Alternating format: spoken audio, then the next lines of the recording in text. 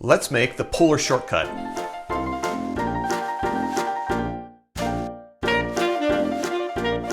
There are 4 ingredients in this cocktail, and they're all equal proportion, each one half an ounce, which is 15 milliliters. We're gonna start with our rum.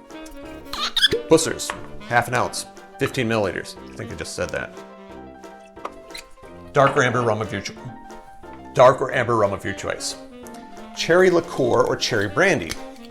I'm using Hearing, half an ounce, 15 milliliters.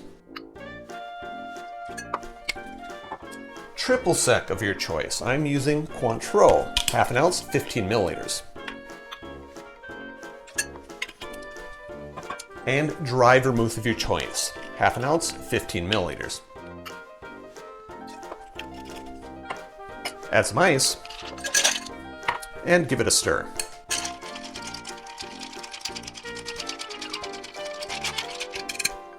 The official glass for this drink is a Coupe, so I'm going to strain this into my Coupe. Garnish, twist of orange, but we're going to express, and then discard. Squeeze, wipe, discard. And that's it, the polar shortcut. Drink with good spirits.